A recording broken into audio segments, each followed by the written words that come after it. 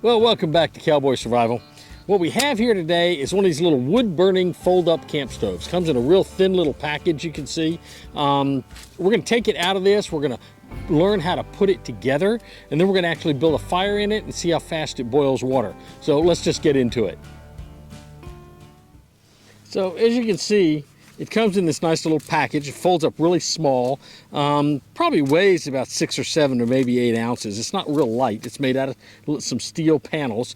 So we're going to take these panels out of this package and look and see what's in here. So comes out. This is brand new, of course. I just got it off of Amazon, and it's got a couple pieces. So let's look at what the pieces are first. You've got 4 major frame pieces. These 4 pieces here will hook together and form the basic formation, the basic shape of the little wood burning stove. You've got a panel here that'll sit in the bottom. That's what the actual fire will sit on, will burn on. This, now you've got an option. You can either put in these 2 cross pieces in the top to give it structure and cook on it, which we'll probably do, or you've got this little grill top you can use that will also do the same thing. But if you wanted to cook meat or something over an open fire, this would be much more appropriate than simply these would. So let's look and see how we might put these together. So we're going to start with the 4 basic pieces.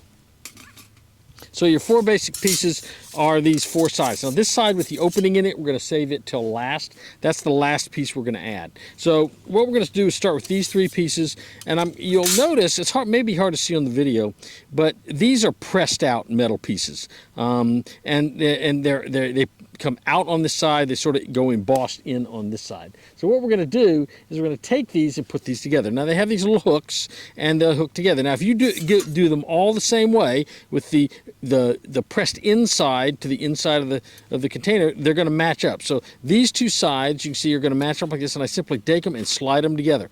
I'm going to do the same thing with this side. I'm going to take it, and I'm going to lift that up, slide those 2 in there, and these will just simply slide together.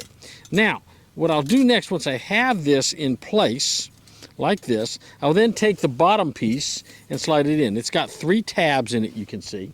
It's got a tab here, here, and here. And I'm going to turn it so that this tab goes in the back. And you see there's a little slot right in here and on each side for this piece. So I'm going to slide this in. It'll put it in that slot. I'm going to get it put in this slot here on this side. And we'll put it in that slot on that side. Now, it's not done yet. I've got one more side to put on. And this side is a little trickier to put on. So I found it easier to turn this sort of on its back. I'm going to put the first side in. Again, the side, in this case, the logo side says G4Free is going to go to the outside. I'm going to sort of move it down and slide that in. Now, what I'm also going to do is I got to twist it just a little bit so I can fit these other pieces in here like that, and then they will fit down. Well, if I can get them in there. I got that one down too far. Hold on. So I'll take those, and you have to sort of twist it just a little bit, and then now it's together in a complete stove. What I'll do next is I'm going to take, now I could take this and stick this on top. Now the corners will fit through see it's got slots here in the corner, and it's got slots on each side, and those will actually fit over these tabs on the top of this thing. So I can take this and I can simply slide this over like this, and I can have a stove top, or I can take and I can put these 2 brackets in. I think I'm going to put the little grill top on there and just set my cook container on top of that as I'm boiling water. So now what I want to do is I want to build a fire inside this firebox, and that's the next thing that we're going to do. So what I'm going to do is I'm going to start with this. I'm going to build a fire inside this box. I'm going to take this grill off for a moment and stick it back here so it'll be easier to build my fire down in there. I'm also going to take these homemade fire starters, and I've got a video on how to make these. They're just little cotton rounds, and I put them in paraffin wax, and I like using the lamp oil instead of lighter fluid, so like some people use, because the lamp oil is not going to be as explosive as the lighter fluid would be. And I just think that that's going to be a little safer, particularly for storage, so that the fumes don't get where they need. So I'm going to take this and I crack it.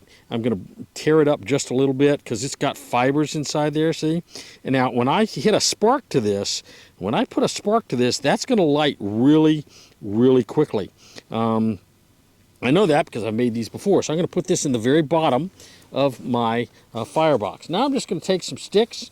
I've collected a lot of sticks here, and I'm just going to take a bunch of these and break them up and drop them down in there. And then what I'll do is I will go ahead and light this thing as soon as I get a few sticks in there that'll sort of serve to start this fire for me. And as I said, the air will come up from underneath this, so it's kind of a neat design. The thing I like about these stoves, as opposed to the butane stoves, they're great for camping on a weekend. But if you're going to have a survival stove, you need something a little more substantial, or a little more, not substantial, but a little bit more robust with regards to the fuel that's going to use, because these things are going to a butane stove will run out of fuel eventually. These things continue to have wood as the primary fuel, so you're going to be able to use this for a long time. So I'm going to scrape this a little bit, and I'll just put some sparks down in there. And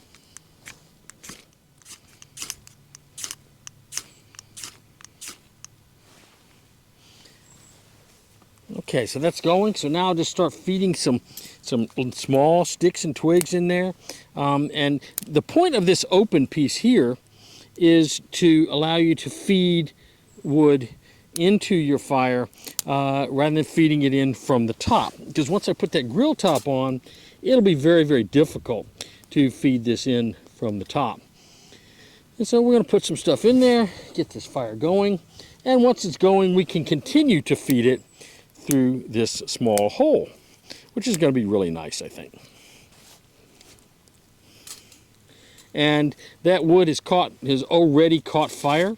It's already burning in there very nicely. I'm going to go ahead and put my grill top back on there.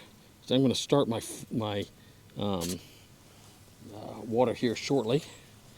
So you can see that starts up really nice. It's got lots of oxygen flowing into this, so I'm getting lots and lots of good fire and flame coming up out of this. So that's really nice.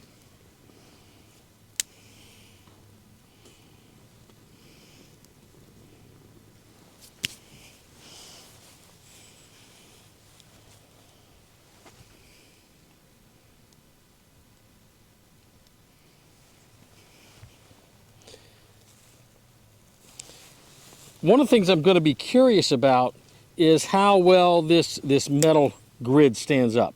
It's very thin and metal, and it's actually already bowing from the heat because it's going to expand, right? As it heats up, it will expand, and my curiosity is, my question is, how much, well, that's really not very good.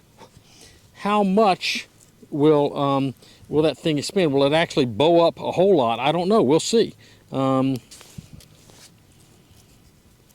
going to be interesting to see. Now you can't put very, very big pieces in this. This is a lot like the solo stove that we looked at before. It just doesn't accommodate very big sticks, so you have to be really careful how big a stick you put in there.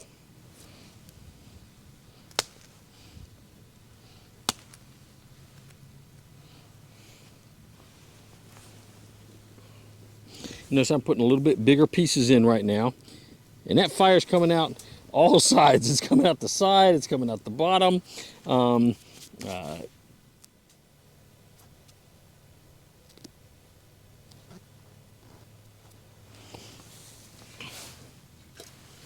That's burning pretty well. It's got some heat coming out of that. Well, that's hot. Okay, so what we're going to do, I'm going to put some water in my Stanley 2-cup camp kit, adventure camp setup. And we'll just put a little bit of water in there, and I'm going to set that right up on that. And let's see how fast it takes that water to boil. It probably shouldn't take too long. I will continue to feed some wood into there because I think that's appropriate. We don't want that to burn out totally.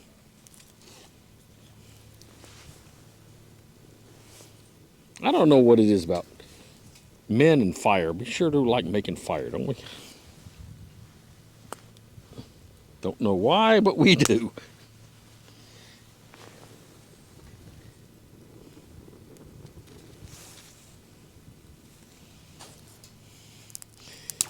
You could, if you had a small hatchet and you wanted to split some wood and put some, some split wood in there, you probably could. Some small pieces. I think that would be appropriate. Put that in there.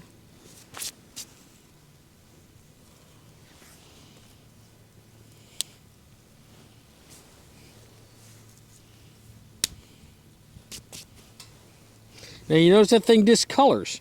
That's sort of what happens when you heat up metal, and you put it, the metal just discolors. Just what comes with the territory, I guess. That's the downside of one of these things. When you use one of the little gas stoves, the metal doesn't discolor. The pot doesn't discolor, and when it cools down, you can put it right up. If with these things, you get discoloring. It's part of it's soot, part of it's just oxidation of the metal. But when you do that, it's going to make a mess, and this is also going to get very hot. The whole thing is going to get very, very hot. So you're going to have to be very careful with that. The one thing I did not do is bring gloves out here, but I will use this to use sort of as a pot holder when I get ready to pull this off of here. You can see it's burning pretty good in there right now. Actually, it's burning exceptionally well.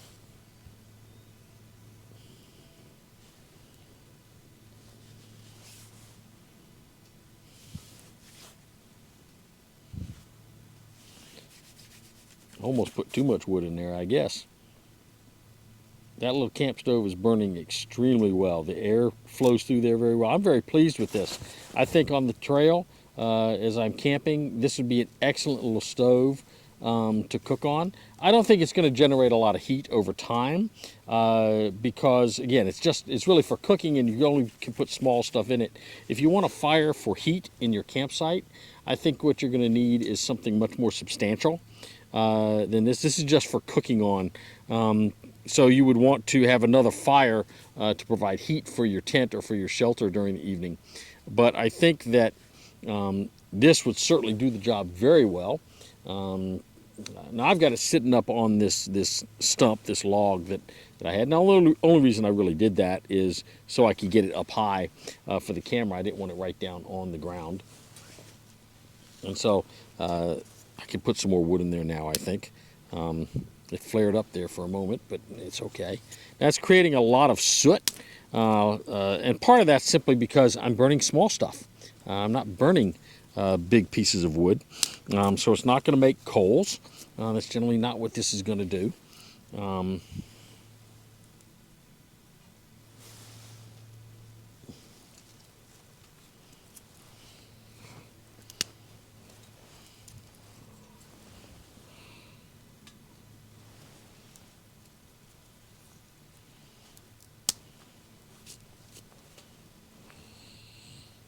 I'm starting to get water bubbles accumulating on the inside of my container. So it should be boiling pretty soon here. And as I like to do, you know me, I like to make my camp coffee, so we'll make some coffee.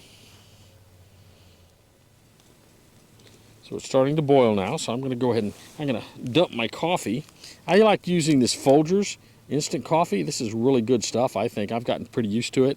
I try to drink it now and then, so I stay used to it. It's not gourmet coffee, but for coffee on the trail, I think it does a pretty doggone good little job. So you just take this, you just open it up, and I'm going to take it and I'm just going to open that and I'm just going to pour it into my cup. So I don't know if you can see that, but coffee's in the cup there. Little Folgers crystals. And now what I'll do is I'm going to get my water here, and again I'm going to use this just in case it's a little hot. And we'll just take that and we'll just pour it here.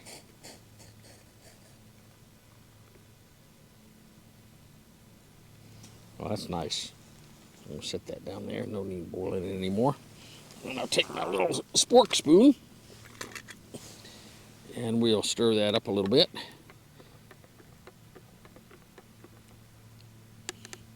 This is the spork spoon that I got out of my Harbor Freight survival kit, and if you've seen my video on the Harbor Freight survival kit, you've seen this before. I don't particularly like this spoon. I think it's dangerous. They've have almost an identical one in the Ozark Trail 21-piece survival kit. I did a video on that as well. That one is orange and this one's green, but when you pull this out, notice there's a blade in there. Right? That blade is extremely sharp.